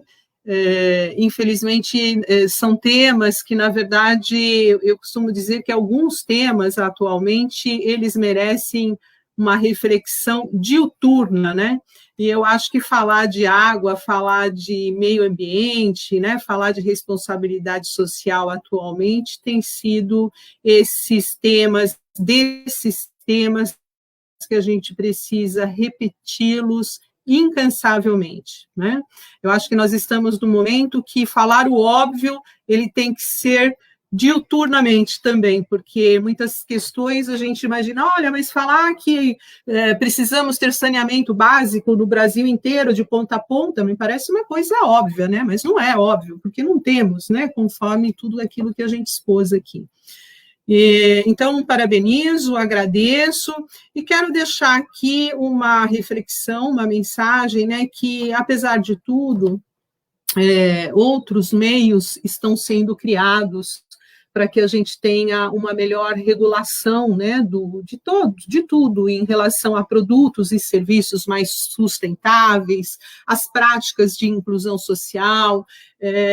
Conforme nós dissemos, esse papel é também das instituições, mas eu acho que o posicionamento, né, da sociedade para isso, em todas as relações, eu acho que eles acabaram se intensificando com a pandemia. E eu acho que com isso vem uma pressão, né? Vem pressão da sociedade, vem pressão das instituições, mas, sobretudo, isso tem que ser feito, essa pressão, eu acho que em cima daqueles que têm o dever, né, de cumprir com as suas obrigações, né?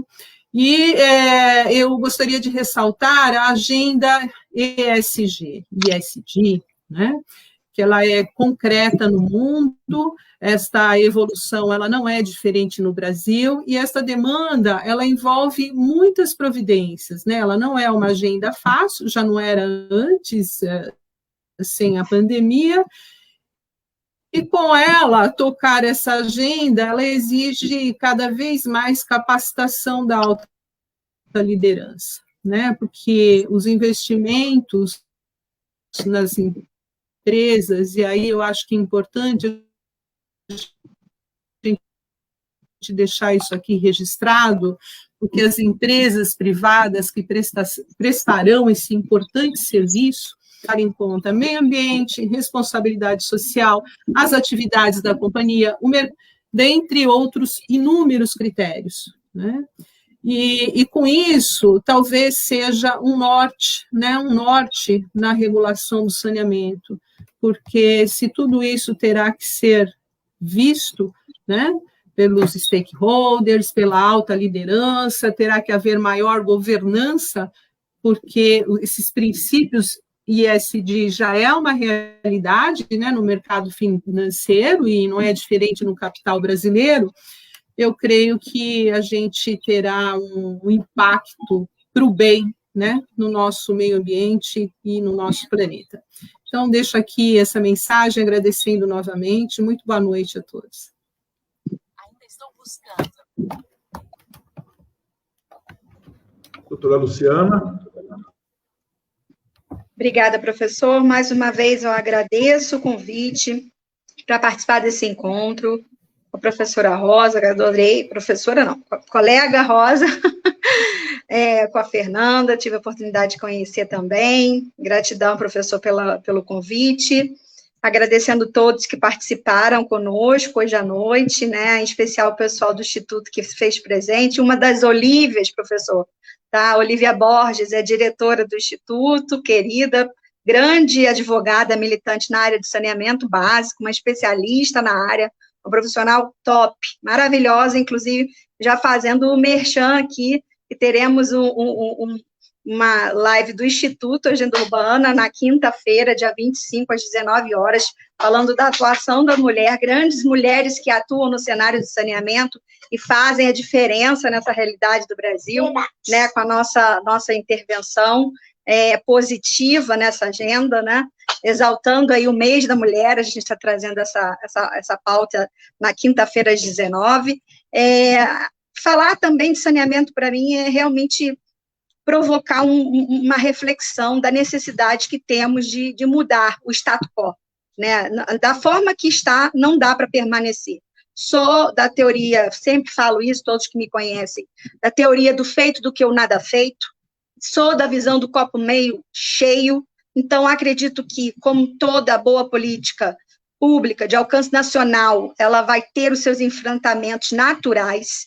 Um dos pontos que eu creio que é bem frágil, tá? Até mais do que a questão da dificuldade dos pequenos, porque os pequenos estão se organizando, eu atuo na área, construo consórcios públicos, sou municipalista, atuo com consultoria a municípios, empresas que prestam serviços na realidade urbana, então estou vendo que os bons gestores, por graças a Deus, estão sendo a maioria ultimamente, isso é uma visão que eu já vejo com o coração pleno de energia, tá? A política mudou por conta da superexposição do Covid. Então, o errado não dá mais para ficar muito tempo debaixo do tapete. Então, os bons gestores é que estão tomando coragem de colocar a cara à mostra junto às gestões municipais. Então, eles estão correndo para se organizar, correndo para se reunirem por blocos, por consórcios, que seja, para entregar para os seus munícipes as infraestruturas necessárias para os seus municípios. Mais uma questão que me preocupa realmente, essa questão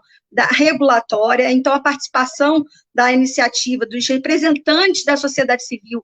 Gente, não tem lógica. As normas, elas são feitas para a sociedade civil. Então, a ausência da participação popular na construção de normas regulatórias para a executividade do marco é você frustrar a efetividade dessas normas regulatórias. Então, eu vejo com bons olhos que a Ana realmente faça essa reflexão, conte com a sociedade civil, conte com a OAB está aí, bons profissionais, olha a presença aqui hoje, né, somos todos, né, da OAB, eu estou no Conselho Federal, eu estou na OAB do Distrito Federal, na comissão específica, eu estou no Rio de Janeiro, comissão específica, hoje eu estou em 3, estou no Conselho Federal, Rio de Janeiro e Brasília, os colegas aqui também, grandes atuantes, a ABRAPS está aí, né, também para dar seu suporte. Somos muitos querendo fazer a diferença e querendo que a política pública, que o marco realmente venha e traga diferença para a sociedade brasileira.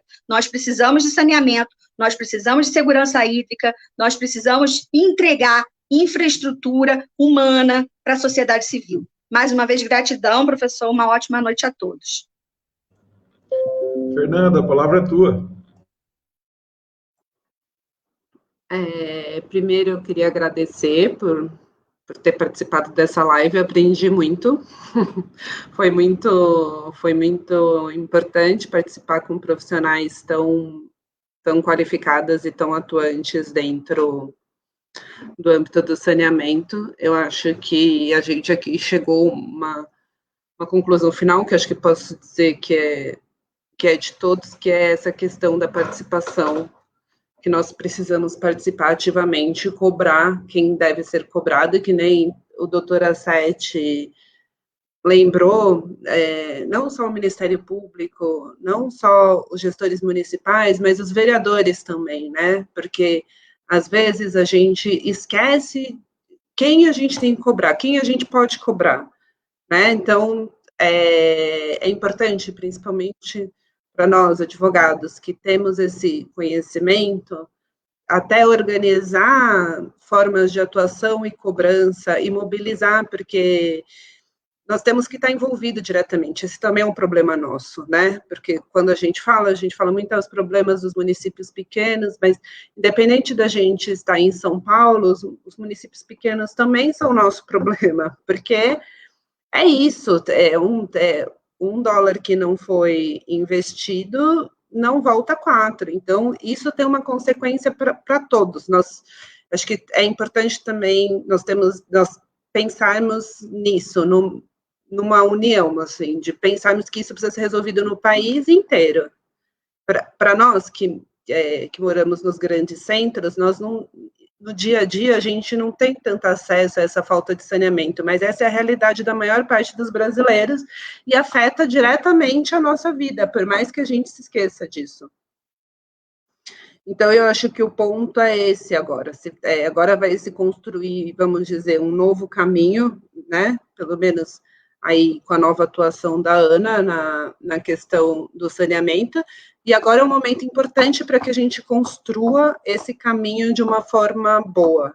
E acho que a nossa, além de cobrança, a nossa participação é muito importante nisso. Acredito que é isso.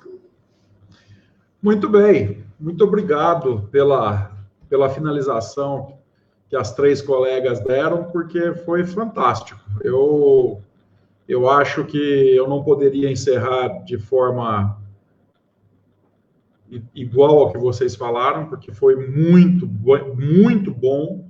Eu acho que vocês deram o toque final de uma forma brilhante. Parabéns aí pela forma como finalizaram o tema. Eu, então, fico aqui agradecendo a vocês 3, doutora Rosa, doutora Luciana, doutora Fernanda, por terem aceito o convite de participar dessa live. Eu agradeço à Abraps pela missão que foi dada de fazer, no dia de hoje, uma live sobre recursos hídricos, sobre saneamento.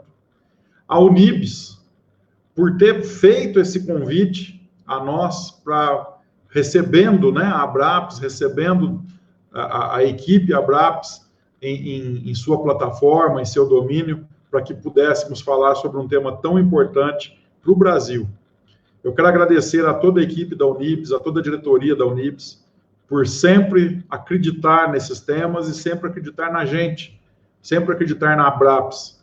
Quero agradecer a diretoria da Abraps, mais uma vez, pela parceria, por acreditar e por estar presente em temas tão importantes e tão relevantes ao Brasil. Quero agradecer a Vicky. Vicky, aparece aí, Vicky. Está gravando, é importante você aparecer. Cadê a Vicky? Ô, Vicky, aparece aí, Vicky. Não vai ficar escondida, não. Ah lá, a Vicky. Ô, Vicky, muito obrigado por ter ficado nos bastidores, viu? Sem você, a live não existiria, viu, Vicky? Muito obrigada, pessoal. Obrigada mesmo. Foi muito bom, muito cheio de sabedoria, né? Muito legal. E quero finalizar agradecendo a todos aqueles que participaram, que mandaram as mensagens, que estão lá assistindo, e estamos à disposição. Agora, o meu agradecimento em particular, doutora Rosa, doutora Luciana, doutora Fernanda, muito obrigado. Contem comigo quando e quando e como precisarem. Estarei sempre à disposição de vocês, tá? E foram brilhantes, como sempre, e tinha certeza que não seria diferente hoje também. Vocês abrilhantaram, é uma honra estar aqui conversando, batendo esse papo e ouvindo a opinião de vocês. Eu aprendi bastante, tenho certeza disso. Muito obrigado a todos vocês. Nós vamos encerrar nesse instante a nossa live. Em breve teremos outra. Em breve. Muito obrigado. Fiquem todos com Deus. Uma boa noite.